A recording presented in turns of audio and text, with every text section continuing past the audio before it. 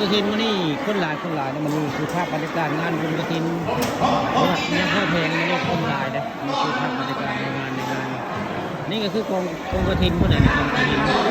ของบุญกองกฐินเพื่อนแหละนี่ก็เป็นภาพบรรยากาศของกฐินอยู่วัดป่าบ้านนางตำบลตาลนี่ให้มาเกี้ยงนี่ว่าบางหุ่งนี่ให้มาโอ้โหนี่เราเชื่อกันนี่คือกองกฐินเพื่อนเลยกองกฐินผู้กล้าปานเขาพูดกันงานบุญกฐินเพิ่นมาให้เบิ่งมานี่คือเป็นกองกฐินมีอันการเงินบ่ได้การเงินเป็นเงินเพิ่นมีจังน้อยมันจะเป็นภาพบรรยากาศงานบุญกฐินงานบุญกฐินอยู่บริเวณวัดป่าบ้านนาตาลอำเภอกันบุญกฐินเพิ่นมาให้เบิ่งมา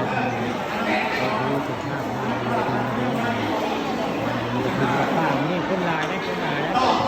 นี่ครับบรรยากาศในงานทุกคืนเลยมีพระองค์ทานกันนี้นะทานบริเวณวัดป่าพระนางตาลอำเภอตะงอยผู้ข้าพระคำประสมเป็นคนบ้านนี่นะเป็นคนบ้านนางตำบลนาตาลนะนี่คือภาพบรรยากาศแขกบ้านแขกเมืองก็เจ้าหลาจะได้เขาเจ้าพากันกินข้าวนะเมื่อผู้ข้าก็จะไปนั่งกินข้าวนะเพราะว่าผู้ข้าเป็นคนบ้านนางนี่แหละเขาเจ้าชวนกินอยู่ก็นอนดีไปเป็นนั่งกินข้าวนี่เขาเจ้าช่วงนี้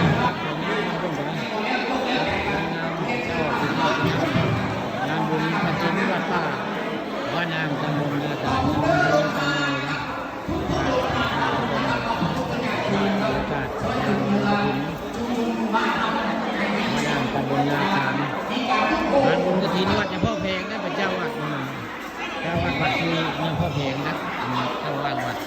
เวทีภาพบรรยากาศงานบุญกฐินวัดคนหลายเนี่ยมันเองภาพเป็นงานคนหลายเนี่ยงานมันเป็นเพลงภาพเป็นงานมาให้ดูงานนี่คือภาพงานคนหลายเนี่ยมันเอง